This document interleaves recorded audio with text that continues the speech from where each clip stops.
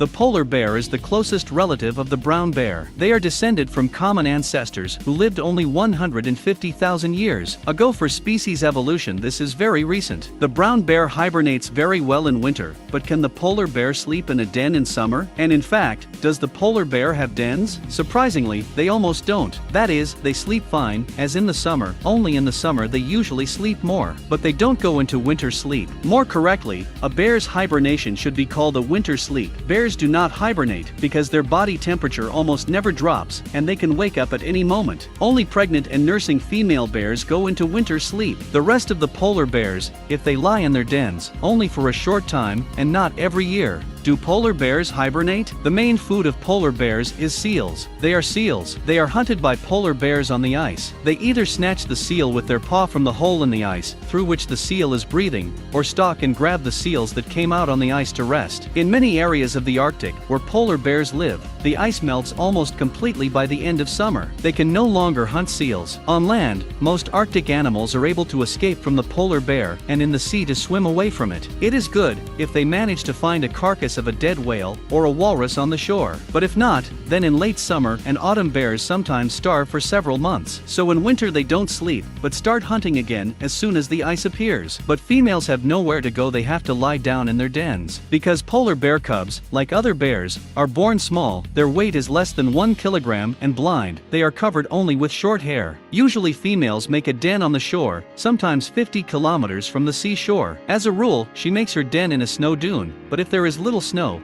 she may dig a hole in the frozen ground. The female lies in the den just when the ice melts, and it becomes difficult to hunt. The cubs are usually born in November and January and stay in the den until February-March. Before she gives birth to the cubs, the bear does mostly sleep, but she wakes up during the birth and has to sleep less afterwards. But she is still in a state of winter sleep until she leaves the den. She doesn't eat, drink, pee or poop. So how does the female manage to accumulate nutrients for her long sleep and to nurse her cubs? And there are usually two of them. It turns out that mating in polar bears takes place in spring, in April or May. Immediately after mating, pregnant females start to feed so intensively that by the autumn they become 200 kilograms heavier. Their weight sometimes almost doubles. At the same time, the development of the embryos in the bear's belly in spring stops at an early stage and continues only in autumn. Until then they are in a state of rest, which is called embryonic diapause in scientific jargon. Apparently, this allows the bears to adjust the beginning of embryo development to the time of burrowing. After all,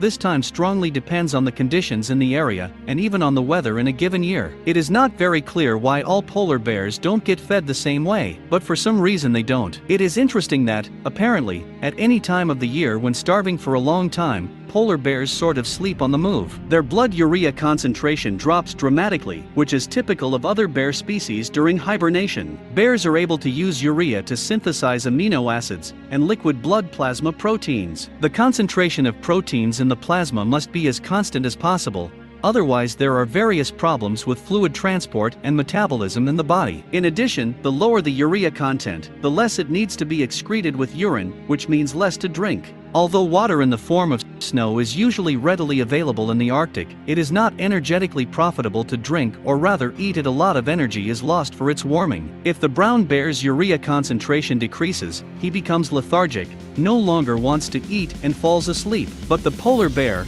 if there is food, starts eating again and raises the urea concentration to normal levels. It is interesting that during the period of winter sleep, the polar bear somehow manages to lose almost no bone and muscle mass. Usually in humans and other animals, their mass decreases sharply during prolonged immobility.